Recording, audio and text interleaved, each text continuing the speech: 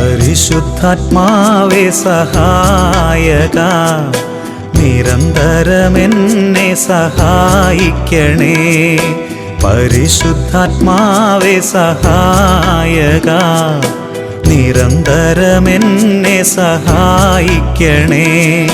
നിത്യവും കൂടെ വസിക്കുന്നോനേ, അഭിഷേകത്തിനഗ്നി നിറച്ചിടണേ. നിത്യവും കൂടെ വസിക്കുന്നോനേ, അഭിഷേകത്തിനഗ്നി നിറച്ചിടണേ.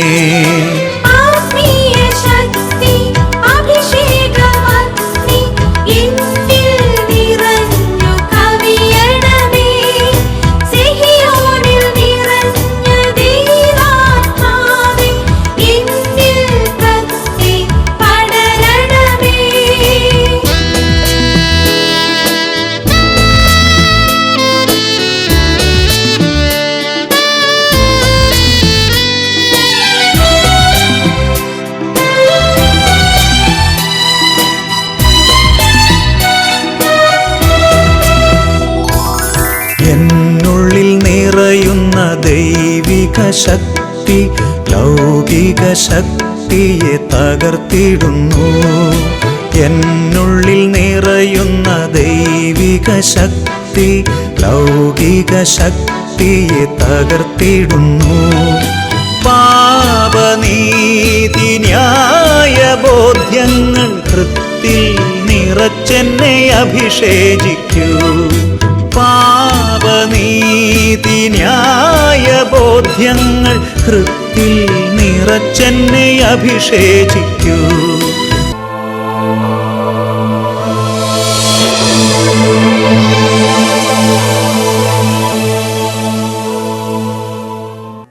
ഹല്ലേലൂയ. യേശുവേ സ്തോത്രം, യേശുവേ നന്ദി. അഭിഷേകാഗ്നിയുടെ എല്ലാ പ്രേക്ഷകർക്കും രക്ഷിതാവും കർത്താവുമായ യേശു ക്രിസ്തുവിൻ്റെ ധന്യനാമത്തിൽ കൃപയും സമാധാനവും. Price the Lord. ഇന്ന് നാം ചിന്തിക്കുന്ന വിഷയം എൻ്റെ കാര്യം ആര് നോക്കും എന്നതിനെ കുറിച്ചാണ്. രാജാക്കന്മാരുടെ 1-ാം പുസ്തകം 17-ാം അധ്യായം 12-ാം തിരുലിഖിതം. ഞാൻ 2 ചുള്ളിവിറക് പിറക്കുകയാണ്, ഇത് കൊണ്ടുപോയി അപ്പമുണ്ടാക്കി എനിക്കും എൻ്റെ മകനും കഴിക്കണം, എന്നിട്ട് ഞങ്ങൾ മരിക്കും.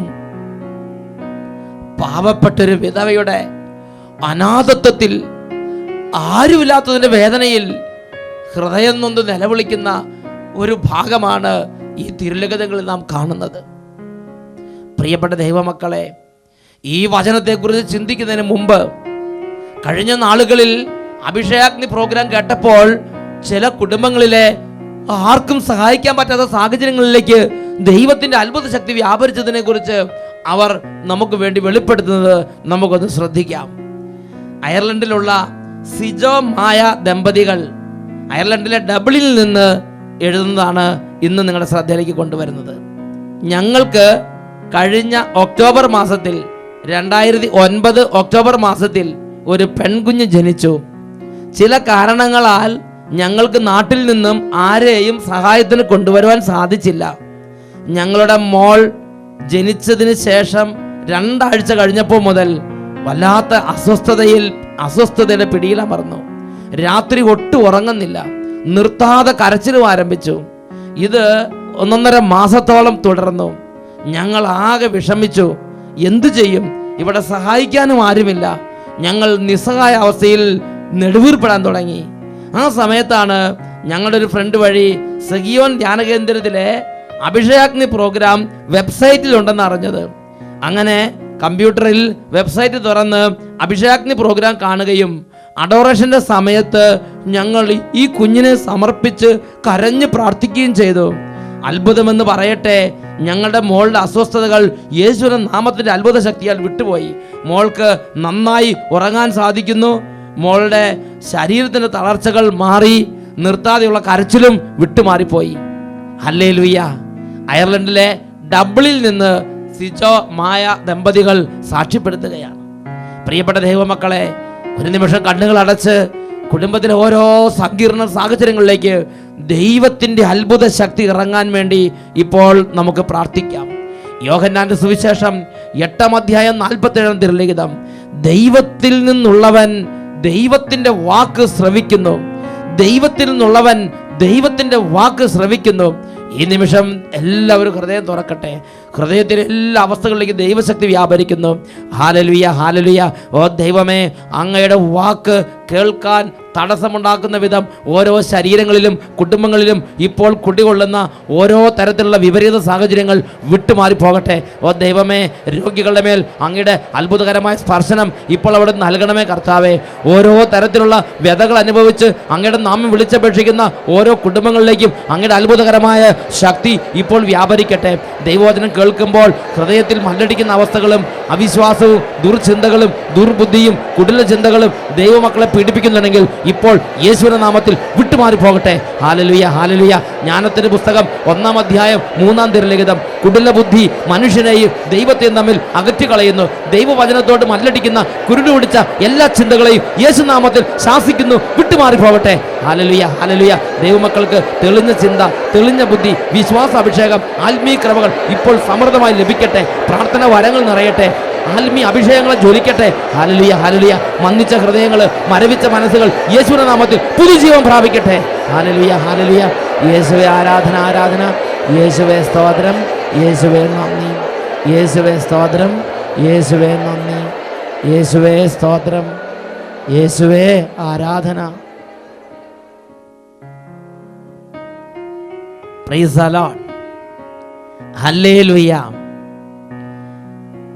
രാജാക്കന്മാരുടെ 1-ാം പുസ്തകത്തിൽ 17-ാം അധ്യായത്തിൽ ഏലിയ പ്രവാചകൻ സറപ്തായിലെ വിധവയുടെ അടുത്തേക്ക് ദൈവത്താൽ അയക്കപ്പെടുന്ന രംഗം എഴുതപ്പെട്ടിരിക്കുകയാണ്. അവിടെ ആ വിധവ ഏലിയ പ്രവാചകന്റെ മുമ്പിൽ ജീവിതത്തിലെ കഠിനമായൊരു നിസ്സഹായ അവസ്ഥ, ഗവൺമെന്റിന് സഹായിക്കാൻ പറ്റുന്നില്ല, നാട്ടുകാർക്ക് സഹായിക്കാൻ പറ്റുന്നില്ല, സ്വന്തക്കാർക്ക് സഹായിക്കാൻ പറ്റുന്നില്ല, സഹായിക്കാൻ ആരുമില്ലാത്ത ഒരു വിധവയുടെ വേദനയുടെ മുമ്പിലാണ് ഏലിയ പ്രവാചകൻ നിൽക്കുന്നത്. ആ വിധവ തൻ്റെ നിസ്സഹായ അവസ്ഥ നടുവിൽ ഏലിയ പ്രവാചകനോട് പറയുകയാണ്, പ്രഭോ, ഞാൻ 2 ചുള്ളിവിറക് പിറക്കുകയാണ്, ഇത് കൊണ്ടുചെന്ന് അപ്പമുണ്ടാക്കി എനിക്കും എൻ്റെ മകനും കഴിക്കണം, എന്നിട്ട് ഞങ്ങൾ മരിക്കും. ഇതിനപ്പുറത്തേക്ക് ഇനി ജീവിക്കാൻ ഞങ്ങൾക്ക് യാതൊരു വകയുമില്ല. ആ കുടുംബത്തിൻ്റെ കഠിനമായ തകർച്ച പ്രവാചകന് മുമ്പിൽ വെളിപ്പെടുത്തുകയാണ്. ഇത് കേട്ടപ്പോൾ പ്രവാചകൻ ആ തകർന്ന കുടുംബത്തിന് രക്ഷയുടെ ഒരു വഴി നിർദ്ദേശിച്ചു കൊടുക്കുകയാണ്. ദൈവത്തിൻ്റെ ആത്മാവ് വെളിപ്പെടുത്തി കൊടുത്ത സംഗതി പ്രവാചകൻ ആ വിധവയോട് പറയുകയാണ്. അതാണ് രാജാക്കന്മാരുടെ 1-ാം പുസ്തകം 17-ാം അധ്യായം അതിൽ 13-ാം തിരുലിഖിതം. നീ പോയി ആദ്യം ഒരു ചെറിയ അപ്പം ഉണ്ടാക്കി എനിക്ക് കൊണ്ടുവന്ന് തരിക, പിന്നെ നീയും നിന്റെ മകനും അപ്പം ഉണ്ടാക്കി കഴിക്കുക. പ്രിയപ്പെട്ട ദൈവമക്കളെ, ഈ സമയത്ത് ആ വിധവയുടെ മനസ്സിൽ കടന്നു വരാൻ സാധ്യതയുള്ള ചിന്തകൾ നിങ്ങളുടെ മനസ്സിൽ കൊണ്ടുവരിക. ആ പാവപ്പെട്ട വിധവ ഒരുപാട് നാളുകളായി ഒന്നുമില്ലാതെ പട്ടിണി കിടക്കുകയാണ്. ഈ സമയത്ത് ആരും അവരെ സഹായിക്കാനില്ല. ഒരു പിടി മാവ് വല്ല ആരെങ്കിലും വന്നാൽ ഒരു അവസാനത്തെ പിടി എന്ന നിലയ്ക്ക് ഒരല്പം മാവ് എടുത്ത് സൂക്ഷിച്ചു വച്ചിട്ടുണ്ട്. പട്ടിണി കിടന്ന് ഇവർ നരകിക്കുകയാണ്. അവസാനത്തെ കൈ ഇവർ രണ്ടുപേരും, വിധവയും വിധവയുടെ കുഞ്ഞും തളർന്ന് അവശരായി. ഒരു കാര്യം വിധവയ്ക്ക് മനസ്സിലായി, ഇനി പിടിച്ചു നിൽക്കാൻ നിവൃത്തിയില്ല, ഇനി മരിക്കും. മരിക്കുന്നതിന് മുമ്പ് അവസാനത്തെ ആഗ്രഹമാണ് ഈ ബാക്കിയുള്ള ഒരു പിടി മാവ് കൊണ്ട് അപ്പം ഉണ്ടാക്കി കഴിച്ചിട്ട് മരിക്കണം. അങ്ങനെ അറ്റത്തെത്തി നിൽക്കുന്ന ഈ വിധവയോടാണ് പ്രവാചകൻ പറയണത്, നീ ആദ്യം ഒരു അപ്പം ഉണ്ടാക്കി എനിക്ക് കൊണ്ടുവന്ന് തരിക, പിന്നെ നീ നിന്റെ മകനും അപ്പം ഉണ്ടാക്കി കഴിക്കുക. സ്വാഭാവികമായും പല പ്രയാസങ്ങൾ വരാം. ഈ അവസാനത്തെ ഈ തകർന്ന അവസ്ഥയിലാണല്ലോ ഇപ്പോൾ ഇങ്ങനെയൊക്കെ പറയാൻ തോന്നുന്നത്. ഈ അപ്പം ഉണ്ടാക്കി കൊടുത്താൽ ഇനി എൻ്റെ ഈ കുഞ്ഞിന്റെ കാര്യം ആര് നോക്കും? ഈ കുഞ്ഞിന്റെ കാര്യം ആര് നോക്കും? എൻ്റെ കാര്യം ആര് നോക്കും? ഇങ്ങനെ ഒരുപാട് തരത്തിലുള്ള നിസ്സഹായ അവസ്ഥയുടെയും സങ്കടത്തിന്റെയും മനോവിഷമത്തിന്റെയും ചിന്തകൾ ആ മനസ്സിലൂടെ കടന്നു പോയിരിക്കാം. എന്നാൽ പ്രിയപ്പെട്ട സഹോദരങ്ങളെ, എൻ്റെ കാര്യം ആര് നോക്കും? എൻ്റെ കുഞ്ഞിൻ്റെ കാര്യം ആര് നോക്കും? എൻ്റെ കുഞ്ഞിന് അവസാനമായിട്ട് ഒരു തരി ഭക്ഷണം വെച്ച് കൊടുത്ത് മരിക്കാൻ പോലും അനുവദിക്കുന്നില്ലല്ലോ. ഇങ്ങനെയൊന്നും ആ വിധവ വേദനയുടെ ചിന്തയൊന്നും മനസ്സിൽ വെച്ചതായിട്ട് ബൈബിളിൽ കാണുന്നില്ല. ആ വിധവ പോയി ഒരപ്പം ഉണ്ടാക്കി, ഒരു ചെറിയ അപ്പം ഉണ്ടാക്കി കൊണ്ടുവന്ന് ദൈവത്തിൻ്റെ പ്രവാചകനായ ഏലിയായുടെ കൈകളിലേക്ക് കൊടുത്തു. പ്രിയപ്പെട്ട ദൈവമക്കളെ, ദൈവത്തിന്റെ വചനത്തിൽ പഠിപ്പിക്കുകയാണ്, നിന്റെ കലത്തിലെ മാവ് തീർന്നു പോവുകയില്ല, നിന്റെ ഭരണിയിലെ എണ്ണ വറ്റുകയുമില്ല. രാജാക്കന്മാർ 1-ാം പുസ്തകം 17-ാം അധ്യായം 16-ാം വാക്യം ഇത് വീണ്ടും വെളിപ്പെടുത്തുകയാണ്. ഏലിയ വഴി കർത്താവ് അരുളി ചെയ്തതുപോലെ കലത്തിലെ മാവ് തീർന്നു പോയില്ല, ഭരണിയിലെ എണ്ണ വറ്റിയതുമില്ല. അനേക ദിവസങ്ങൾ അവർ സുഭിക്ഷമായി അപ്പം ഭക്ഷിച്ചു. ഹല്ലേലൂയ. പ്രിയപ്പെട്ട ദൈവമക്കളെ, എൻ്റെയും നിങ്ങളുടെയും ജീവിതത്തിൻ്റെ അഭിഷേകത്തിന് വലിയ തടസ്സമാണ് സ്വാർത്ഥത. എൻ്റെയും നിങ്ങളുടെയും ഏറ്റവും വലിയ ശത്രുവാണ് സ്വാർത്ഥത. എൻ്റെ കാര്യം ആര് നോക്കും?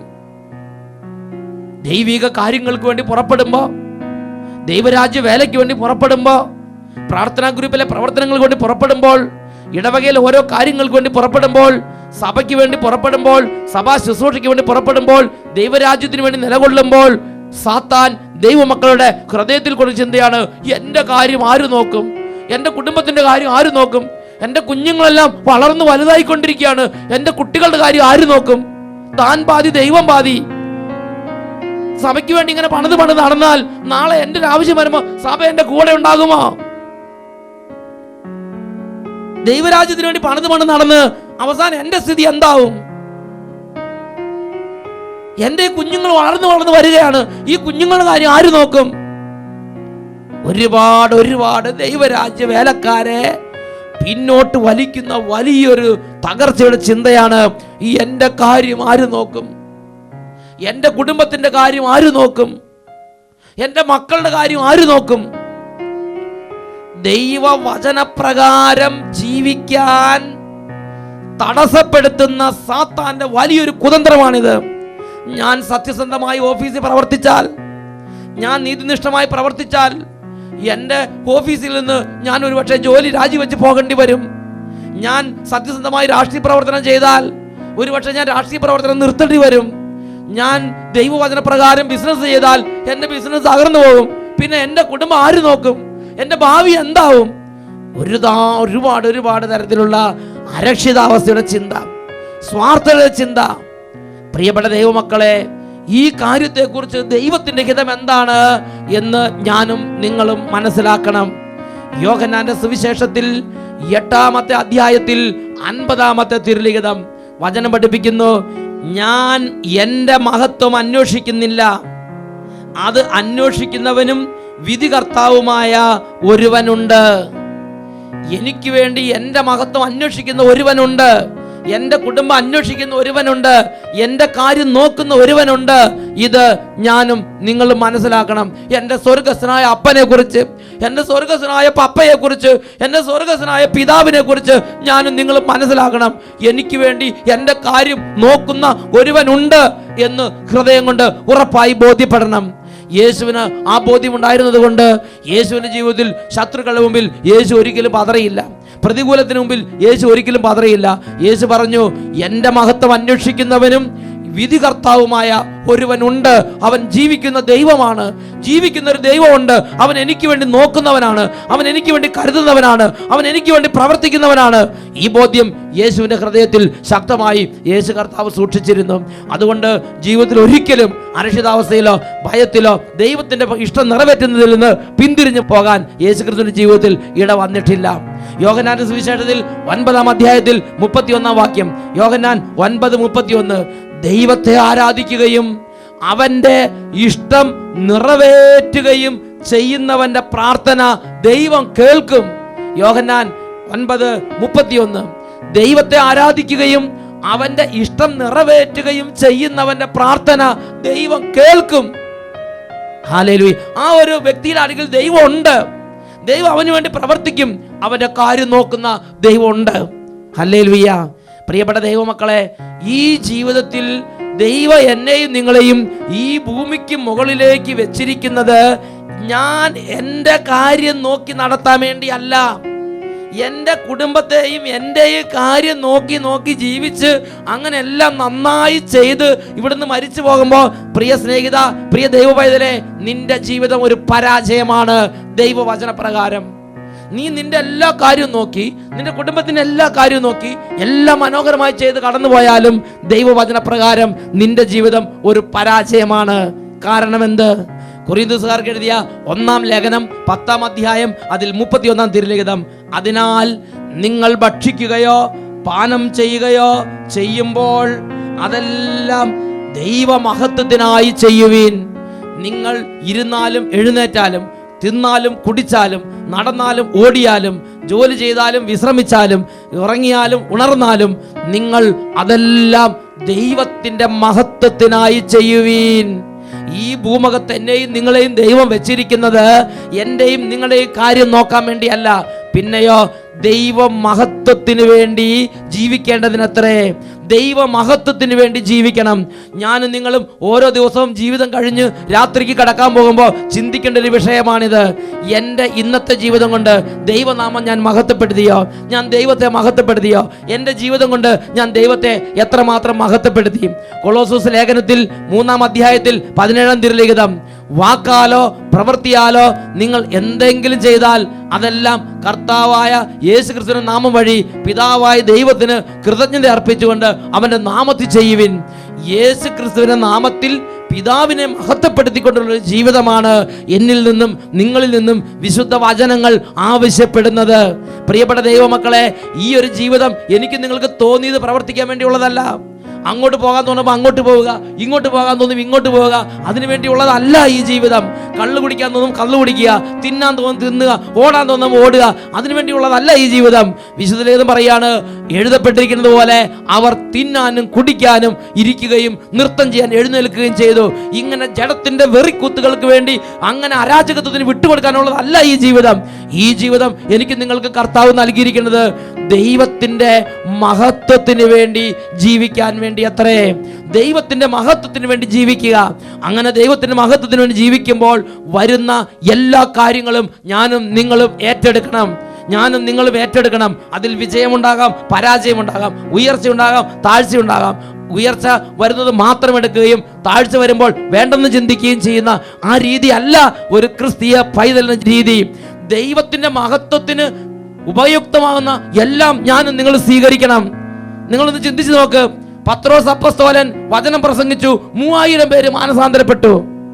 എസ്തപ്പാനോസ് വചനം പ്രസംഗിച്ചു, പ്രകടമായൊരു മാനസാന്തരം നമ്മളോട് കാണുന്നില്ല. എസ്തപ്പാനോസിനെ കല്ലെറിഞ്ഞു കൊന്നു. രണ്ടുപേരും പരിശുദ്ധാത്മാവ് നിറഞ്ഞവരായിരുന്നു. പത്രോസ് പരിശുദ്ധാത്മാവിനാൽ നിറഞ്ഞ് വചനം പ്രസംഗിച്ചു, 3000 പേര് മാനസാന്തരപ്പെട്ടു. എസ്തപ്പാനോസ് പരിശുദ്ധാത്മാവിനാൽ നിറഞ്ഞവനായി വചനം പ്രസംഗിച്ചു. പ്രകടമായ മാനസാന്തരമല്ല, പിന്നെയോ എസ്തപ്പാനോസിനെ കല്ലെറിഞ്ഞു കൊന്നു. പ്രിയപ്പെട്ട സഹോദരങ്ങളെ, നമ്മുടെ പൂർവ്വപിതാക്കന്മാർ പൗരുഷമുള്ളവരായിരുന്നു. കല്ലെറിഞ്ഞ് കൊല്ലപ്പെട്ടാലും 10000 മാനസാന്തരപ്പെട്ടാലും ദൈവ മഹത്വത്തിന് ഉപയുക്തമായി ദൈവം ക്രമീകരിച്ചിരിക്കുന്നത് ഏറ്റെടുക്കാനുള്ള ചങ്കുറപ്പ് അവർക്കുണ്ടായിരുന്നു.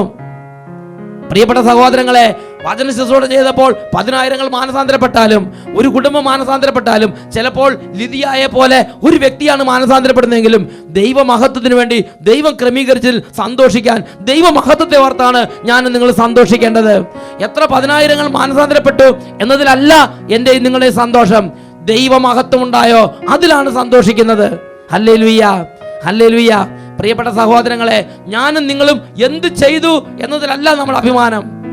നമ്മുടെ അഭിമാനം എന്ന് പറയുന്നത് എന്റെയും നിങ്ങളുടെ ജീവിതം വഴി ദൈവനാമം മഹത്വപ്പെട്ടോ, എൻ്റെ ജീവിതം വഴി ദൈവത്തിന് മഹത്വം കരയറ്റിയോ, അതിനെ അടിസ്ഥാനപ്പെടുത്തിയാണ് എന്റെയും നിങ്ങളുടെയും അഭിമാനം. ഹല്ലേലൂയ. യേശുവേ സ്തോത്രം, യേശുവേ നന്ദി. ഈ നിമിഷങ്ങളിൽ നമുക്ക് പ്രാർത്ഥിക്കാം. ഓ ദൈവമേ, ഓരോ കാര്യങ്ങളിലും ഏർപ്പെടുമ്പോൾ ഇതിൽ നിന്ന് എനിക്കെന്ത് കിട്ടും, ഇതിൽ നിന്ന് എനിക്ക് എന്ത് മെച്ചമുണ്ടാവും എന്ന് ചിന്തിക്കുമ്പോൾ സ്വാർത്ഥതയുടെയും ലോകപ്രകാരമുള്ള അരൂപിയുടെയും അടിമയായിട്ടാണല്ലോ ഞാൻ ജീവിക്കുന്നത്. എൻ്റെ ജീവിതം കൊണ്ട് ദൈവനാമ മഹത്വം ഉണ്ടാവുകയില്ലല്ലോ കർത്താവേ. സ്വാർത്ഥതയെ തകർത്ത് ദൈവരാജ്യത്തിൻ്റെ ആത്മാവിൽ നിറഞ്ഞ് ഞാൻ ഒരു മിനിറ്റ് ജീവിക്കുന്നുള്ളെങ്കിൽ ആ ഒരു മിനിറ്റ് കൊണ്ട് ദൈവനാമം മഹത്വപ്പെടണം. എൻ്റെ ദൈവത്തിൻ്റെ മഹത്വം, എൻ്റെ ദൈവത്തിൻ്റെ നാമത്തിന് മഹത്വം കൊടുക്കണം. ദൈവത്തിൻ്റെ മഹത്വത്തിന് വേണ്ടി ജീവിക്കാൻ സൃഷ്ടിക്കപ്പെട്ടിരിക്കുന്നവരാണ് ഞങ്ങളെന്ന ബോധ്യത്തോടുകൂടി ജീവിക്കാൻ ഞങ്ങൾ അനുഗ്രഹിക്കണമേ. സ്വാർത്ഥതയുടെയും തന്നിഷ്ടത്തിൻ്റെയും അഹങ്കാരത്തിൻ്റെയും എല്ലാ തരത്തിലുള്ള ജഡപ്രകാരമുള്ള സ്വഭാവത്തിൻ്റെയും ആധിപത്യങ്ങൾ ഇപ്പോൾ യേശുവിൻ്റെ നാമത്തിൽ വ്യക്തികളിൽ നിന്നും സമൂഹങ്ങളിൽ നിന്നും കുടുംബങ്ങളിൽ നിന്നും തകർന്നു പോകട്ടെ. ഹല്ലേലൂയ, ഹല്ലേലൂയ. പരിശുദ്ധാത്മാവിന്റെ അഭിഷേകം നിറയട്ടെ.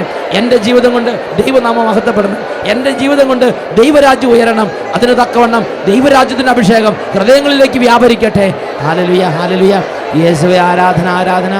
യേശുവേ സ്തോത്രം, യേശുവേ നന്ദി, യേശുവേ സ്തോത്രം, യേശുവേ നന്ദി, യേശുവേ സ്തോത്രം, യേശുവേ ആരാധന. Price the Lord.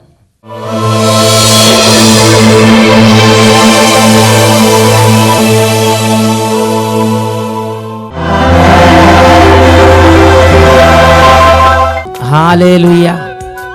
പ്രിയപ്പെട്ട ദൈവമക്കളെ, ഈശോ സ്വർഗത്തിൽ ആയിരിക്കുന്നത് പോലെ അത്ഭുതകരമായ സാന്നിധ്യം നമ്മുടെ അരികിൽ ഇപ്പോൾ നൽകുന്ന സമയമാണിത്. എല്ലാവരും ഇപ്പോൾ മുട്ടുമേൽ നിന്ന് ഭയഭക്തിയോടെ പ്രാർത്ഥിക്കട്ടെ. കഴിഞ്ഞ നാളുകളിൽ UK മാഞ്ചസ്റ്റർ എന്ന് പറഞ്ഞ ദേശത്ത് ഒരു കുടുംബത്തിൽ അഭിഷേകാഗ്നി പ്രോഗ്രാം കണ്ടുകൊണ്ടിരിക്കുമ്പോൾ അതിൻ്റെ സമാപനത്തിലെ ആരാധനയുടെ സമയത്ത് ആ കുടുംബത്തിലെ ദുഃഖത്തിലേക്ക് ഈശോ ഇടപെട്ടൊരു സംഭവം അവർ പറഞ്ഞു. ആ കുടുംബത്തിലൊരു കുട്ടിയുണ്ട്, ആരെ കണ്ടാലും എപ്പോഴും തുപ്പും, എപ്പോഴും തുപ്പിക്കൊണ്ടിരിക്കും.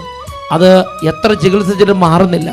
ആരാധനയുടെ സമയത്ത് ആ മാതാപിതാക്കന്മാർ ആ കുഞ്ഞിൻ്റെ ശിരസിലേക്ക് കരങ്ങൾ വെച്ച് യേശുവേ സുഖപ്പെടുത്തണമേ എന്ന് പറഞ്ഞ് പ്രാർത്ഥിച്ചു. ക്ഷണനേരം കൊണ്ട് യേശുവിൻ്റെ ശക്തി ആ കുഞ്ഞിൻ്റെ മേൽ വ്യാപരിച്ചു. ആ ആരാധനയ്ക്ക് ശേഷം പിന്നീട് ഇന്ന് വരെ ആ കുട്ടി ഇങ്ങനെ ദുർസ്വഭാവം കാണിക്കുകയുണ്ടായിട്ടില്ല എന്ന്, ആ തുപ്പൽ രോഗം ആ കുട്ടിയിൽ നിന്ന് വിട്ടുപോയെന്ന് ആ കുടുംബം സാക്ഷ്യപ്പെടുത്തുകയുണ്ടായി. സംക്രയ പ്രവാചകന്റെ പുസ്തകം 12-ാം അധ്യായം 5-ാം വാക്യം, ജെറൂസലേം നിവാസികൾക്ക് തങ്ങളുടെ ദൈവമായ കർത്താവിൽ നിന്ന് ശക്തി ലഭിച്ചുകൊണ്ടിരിക്കുന്നു. കരങ്ങൾ ഉയർത്തട്ടെ. ഇപ്പം നിങ്ങളുടെ കുടുംബത്തിൽ രോഗികളായ ആരെങ്കിലും ഉണ്ടെങ്കിൽ അവരുടെ മേൽ കൈകൾ വെച്ച് പ്രാർത്ഥിക്കട്ടെ. ഈ സമയം ദൈവത്തിൻ്റെ ശക്തി, യേശുവിൻ്റെ ശക്തി, യേശു നാമത്തിൻ്റെ ശക്തി അത്ഭുതകരമായി ഇത് ഒഴുകുന്നു. Hallelujah, hallelujah.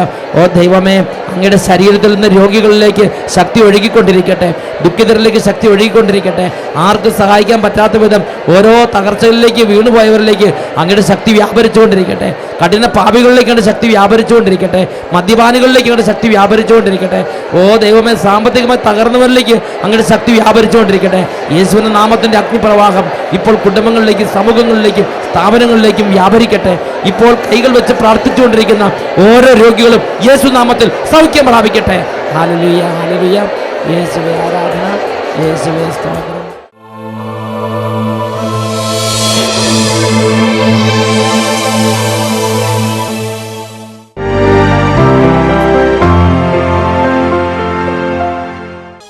ലാലി രാജൻ. ഞാൻ തിരുവനന്തപുരത്ത് പേർക്കടയിൽ നിന്ന് വരുന്നു. എനിക്ക് 10 വർഷമായിട്ട് പെടലിക്ക് വേദനയായിരുന്നു. 10 വർഷമായിട്ട് വരുന്ന പെടലിക്ക് വേദനയാണ് സഹോദരിക്ക്. അത് ഒരു ദിവസം കുറെ 2-3 മണിക്കൂർ സമയം നിന്ന് ജോലി ചെയ്യുകയോ എന്തെങ്കിലും ചെയ്ത് കഴിഞ്ഞാൽ ഉടനെ ബെഡിൽ പോയി കിടന്നില്ലെങ്കിൽ എനിക്ക് ഭയങ്കര ഛർദ്ദിക്കാൻ വരികയും പെടലി മൊത്തം വേദന, ചെവിക്ക് വേദന, കണ്ണുവേദന, ഇങ്ങനെ ഭയങ്കര അസ്വസ്ഥയായിരിക്കും. ഇപ്പം കഴിഞ്ഞ ഒരു 20 ദിവസത്തേക്ക് മുമ്പ് ഞാൻ ഒരു 3 കിലോ വെയിറ്റ് ബാഗിലിട്ടുകൊണ്ട് കൊല്ലത്തും തിരുവനന്തപുരം വരെ ചെന്ന് അന്ന് എനിക്ക് ഉറങ്ങാനും പറ്റിയില്ല, ഭയങ്കര വിഷമമായിരുന്നു. പിറ്റേന്ന് രാവിലെ ഹോസ്പിറ്റലിൽ നിന്നപ്പോൾ ഡോക്ടർ പറഞ്ഞ് ഇതെല്ലാം തേഞ്ഞിരിക്കുകയാണ്, ഡിസ്ക് എല്ലാം അകന്നിരിക്കുകയാണ്, എക്സ്റേ എടുത്തിട്ട് വരാൻ പറഞ്ഞു. 2 എക്സ്റേ എടുത്തുകൊണ്ട് ഇരുന്നപ്പോൾ നമ്മൾ നല്ലോണം കാണാൻ നല്ല അകന്നിരിക്കുന്നത്. അപ്പോൾ പറഞ്ഞ് പെട്ടെന്ന് തന്നെ കോളർ ഇടണമെന്ന് പറഞ്ഞ് കോളർ ഇട്ട്. എന്നിട്ട് പറഞ്ഞ് ഒരാഴ്ച കഴിയുമ്പോൾ മരണം, ഫിസിയോതെറാപ്പി ചെയ്യാൻ ഇത് മാറത്തില്ലെന്ന് പറഞ്ഞു. അപ്പോൾ ഇത് ഇട്ടുകൊണ്ട് വന്നിട്ട് ഇരിക്കാനും നിൽക്കാനും വയ്യാത്ത വേദനയായിരുന്നു. പിറ്റേ ആഴ്ച ഞങ്ങൾ ഇങ്ങോട്ട് വരുന്നത്. അപ്പോൾ ഹസ്ബൻഡിന് സുഖമില്ലാത്ത ആളായിട്ടും ആ ഭാരങ്ങളെല്ലാം തന്നെ എടുത്ത് ഇവിടെ വന്നു. ഇവിടെ വന്ന് ഞാൻ കോളർ പോലും ഊരാതെ ഇവിടെ ഇരുന്ന ഈ വേദന എല്ലാം 2 ദിവസം സഹിച്ചു. അതെ അതെ അതെ അതെ ഞാൻ തന്നെ. അപ്പം ഞാൻ ഇവിടെ വന്നതിന് ശേഷം ഒറ്റ ദിവസമേ മരുന്ന് കഴിച്ചുള്ളൂ. പിറ്റേ ദിവസമൊക്കെ എനിക്ക് ഇരിക്കാൻ വയ്യാത്ത വേദന എന്ന് പറഞ്ഞ് എനിക്ക് സ്റ്റേജിൽ നിൽക്കുന്ന അച്ഛനെ പോലും കണ്ണ് തുറന്ന് നോക്കാൻ വയ്യാത്ത കണക്കിന് വേദനയായിരുന്നു. ഞാൻ പറഞ്ഞു ഞാൻ മരുന്ന് കഴിക്കത്തില്ല ഈശോയെ, നീ എന്താണെന്ന് വെച്ചാൽ ചെയ്തോണമെന്ന് പറഞ്ഞ് ഞാനിവിടെ ഇരുന്നു. ഇന്നായപ്പം വെഞ്ചരിപ്പ് പ്രാർത്ഥനയുടെ സമയത്ത് അച്ഛൻ വിളിച്ചു പറയുന്നു കോള ധരിച്ചു വന്ന ഒരു മകളെ ഈശോ സുഖപ്പെടുത്തുന്നു. ഞാൻ വലിച്ചൂരി ദൂരെ ഇറങ്ങി കഴിഞ്ഞു. യേശുവേ നന്ദി, യേശുവേ. ഇപ്പൊ കാര്യത്തിൽ യാതൊരു ബുദ്ധിമുട്ടുമില്ല, യാതൊരു ബുദ്ധിമുട്ടുമില്ല. Praise the lord. കാര്യങ്ങൾ ഉയർത്തി ആരാധിക്കുന്നു.